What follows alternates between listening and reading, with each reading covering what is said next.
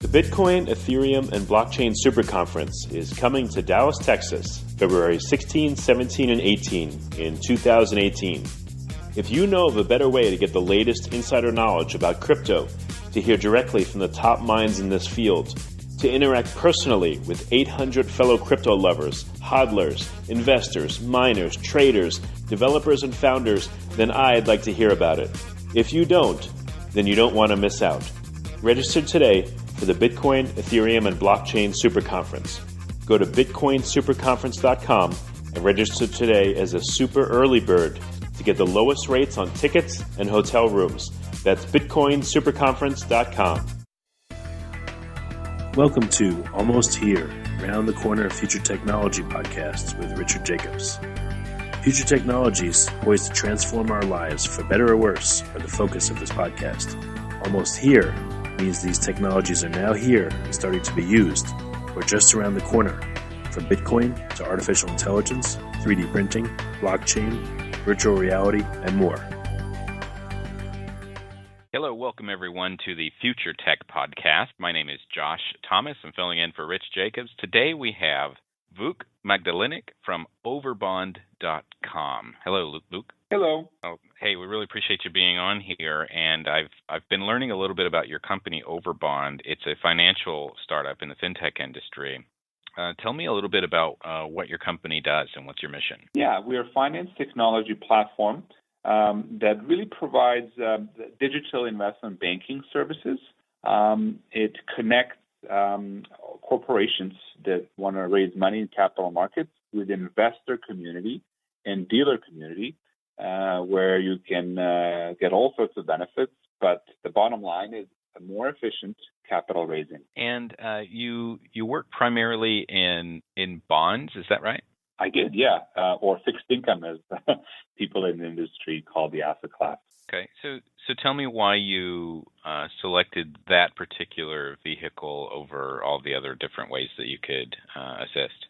Yeah, so some of it is situational or career related. I did work at the trading floor of a large Canadian bank in fixed income capacity, structuring exotic risk. And then moved on to work as a digitization consultant to financial institutions. So through those experiences, it was very apparent to me that there's a large need in investment banking side of this business to enhance workflows, enhance communication flows, and sometimes client targeting or analytics for the sake of obviously strengthening client relationships and providing more efficient capital flow and deal flow. Okay. And so who would you say is the most ideal person to use your software? It would be a treasurer or CFO of a large corporation that obviously needs to raise bonds in capital markets to sustain the balance sheet, the normal course of business, on one hand. And on the other hand, the portfolio manager of a large fixed income fund that deploys capital investing in these securities. Okay, got it. And so what are some of the problems that you're solving in this industry? It's definitely a very highly regulated industry, and there's a lot of rules to follow, and there's a lot of red tape, and there's a lot of fat to trim. So tell me how Overbond starts to solve some of those problems. Very much so. There is a lot of communication flow inefficiencies. Just to give an example, on a benchmark size deal, which in U.S. would be $1 billion, there could be up to 8,000 professionals involved in a manual process, all calling each other, up to 5,000 phone calls and 20,000 emails just to place this bond to market. So there's clearly a better way. These communication flows impose, obviously, excess time, redundancy in data records, errors. How many calls and emails? 5,000 or 20,000 calls and emails. What does that accomplish? 5,000 to 20,000 calls and emails? That would account for the entire process from when a treasurer, let's say, wants to issue a bond, go to market, professionals quoting, professionals pricing, professionals performing analytics, informing each other, then the process of forming a syndicate and then distributing the bond to lead orders, lead buyers through the launch and ultimate settlement. Wow, that is a lot of manpower, and so how does Overbond reduce that? What is so a typical bond issuance would take 5,000 to 20,000 calls and emails. How does Overbond simplify that? Yes, so we've worked diligently to engineer this very seamless end-to-end workflow in a central hub where you can access from either counterparty. If you're an issuer, investor, or a dealer working on a transaction, you would have an access point. And it keeps everybody informed. It keeps everybody kind of stepping through the process, building confidence and streamlining. So it's really eliminating the need for a lot of these back and forth calls and emails. Have you seen a case study to this point where instead of 20,000 emails, your service reduced it to some lower amount? Has that happened yet, or is it still in the works? It's in the works, and it's sometimes hard to deduce because it will be deal specific.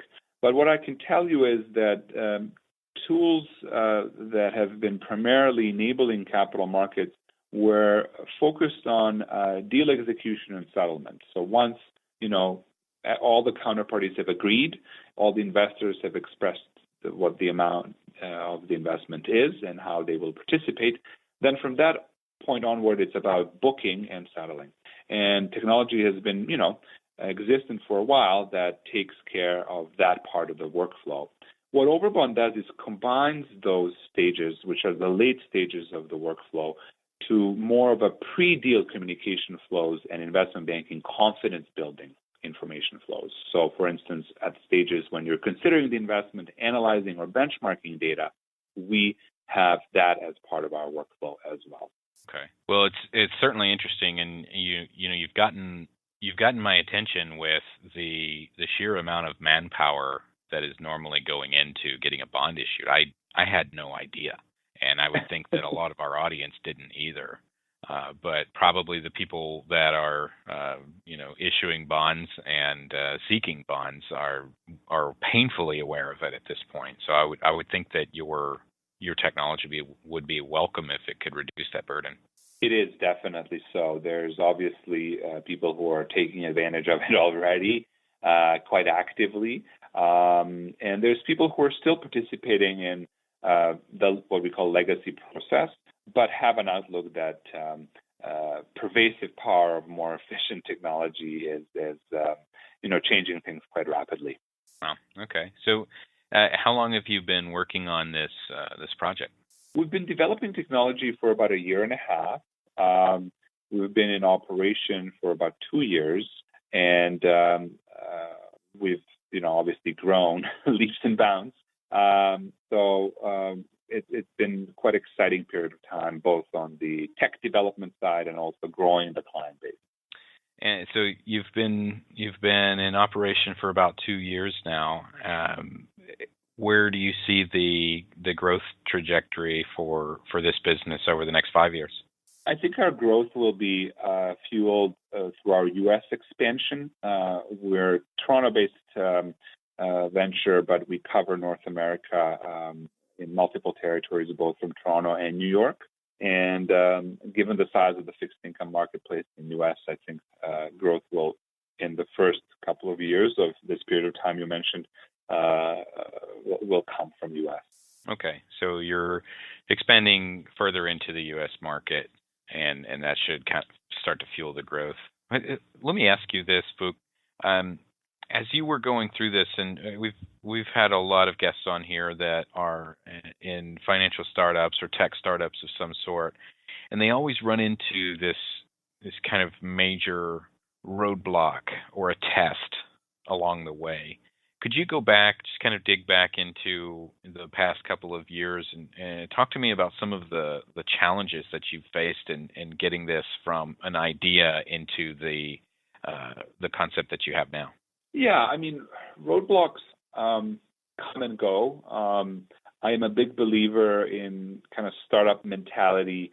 I always say to everybody at Overbond, there's nothing wrong with failing. We just want to fail fast and learn from it. So failing fast is kind of our mantra. We definitely have improved and iterated on our technology. Our algorithms are getting better by the day. They're getting kind of more automated, faster as well. And in terms of the specific roadblocks, it's kind of hard to tell. I think they're numerous, but those breakthroughs are incremental. And as long as you kind of have a steady focus and you're doing everything you can to get a little bit better every day, then I guess it's a constant challenge, and every day is a roadblock. How have you seen the industry? So you've got a lot of experience before you were into this startup. How have you seen the industry evolve over the last 10 to 15 years? How do I see it evolve 10 to 15 years from now, or in last 10 to 15 years? Well, let's ask both questions. So first of all, what have you seen in the last decade that has evolved, and where do you see the industry as a whole going? Okay. Well, I think we've witnessed quite a change in the last 10 years in finance, specifically capital markets. You've had, first of all, a wave of regulation kicking in. So Basel III globally, in U.S. kind of extraterritorially implicated, has caused rising of capital tier 1 capital ratios at the banks. Has also had some implications through other regulations such as Dodd-Frank and others to really slash dealer inventories for market making. That has caused quite a strain on liquidity in secondary markets for bonds, for fixed income securities. And due to that, we've now seen market-driven solutions that are increasing or trying to solve liquidity problems. So electronic platforms that you can trade bonds on, and then all sorts of analytics tools that you can discover holdings amongst the buy-side participants. What Overbond does, it kind of seamlessly extends this trend now into primary origination. And I've given some interviews in past half the year where I've said, digital secondary life is best met with digital primary origination or a new issuance, where you can port new security directly, and it kind of continues to live and be covered the buying and selling process in secondary life on these electronic platforms. So I see that trend as probably the strongest trend in the next 10 years from now or 15 years from now, which could lead to purely digital capital raising, even for the largest benchmark size transaction and issuers. You think that raising capital will be purely digital within the next 10 years? I certainly think that would be a good thing. I agree it'll be a good thing. I'm just wondering, do you think that is realistic, or is it a little bit optimistic, do you think? I'm not making a judgment either way. I'm just curious. It's probably optimistic, but because I think it's a good thing, and I'll elaborate on that, I would like to be an optimist in this regard. I think capital flows are becoming increasingly global, both global from kind of where they're sourced, but also global from what the implications are, right? Something happens in Japan, we're not necessarily isolated from that in capital markets in U.S. or Canada. So given that the scope of implication and counterparties involved is becoming larger by the numbers and geographically more spread, you can't really operate at scale running a pen and paper, what we call OTC, over-the-counter network type of process. The discovery of opportunity, the speed of confidence-building process in investment banking, where the decisions are made, is just better suited, in my mind, when supported by powerful networks technology. Okay. Well, certainly agreed there. So I appreciate you coming on and sharing this about an industry that is surely ripe for disruption and innovation. Any final thoughts before we go here about the state of the industry and specifically how people in our audience can utilize your service? Yes, I'd encourage people who are excited about fintech innovation to go to our website, www.overbond.com. We have lots of different resources, including an academy pages that describe this somewhat walled-off industry in fixed income origination or new security issuance. I think it's a very exciting industry, very sophisticated in terms of kind of its functional complexity, operational complexity, and then obviously capital markets. So it would be great if we can raise some awareness with your audiences and get more people excited and involved. Very good. Well, you heard it from the man himself, Vuk Magdelinic from Overbond.com. If you'd like to learn more about the fintech industry and how they are disrupting the bonds market, visit Overbond.com. Until then, thank you for joining us here at the Future Tech Podcast, and we'll look forward to seeing you at the next one. Thank you so much. Have a great day. The Bitcoin, Ethereum, and Blockchain Super Conference is coming to Dallas, Texas, February 16, 17, and 18 in 2018. If you know of a better way to get the latest insider knowledge about crypto, to hear directly from the top minds in this field, to interact personally with 800 fellow crypto lovers, hodlers, investors, miners, traders, developers, and founders, then I'd like to hear about it. If you don't, then you don't want to miss out. Register today for the Bitcoin, Ethereum, and Blockchain Super Conference. Go to bitcoinsuperconference.com and register today as a super early bird to get the lowest rates on tickets and hotel rooms. That's bitcoinsuperconference.com. You have been listening to Almost Here, Around the Corner Future Technology podcast with Richard Jacobs. Subscribe to this podcast, post a review to discover more future technologies that are poised to transform our lives for better or worse, such as Bitcoin, artificial intelligence, 3D printing, blockchain, virtual reality, and more.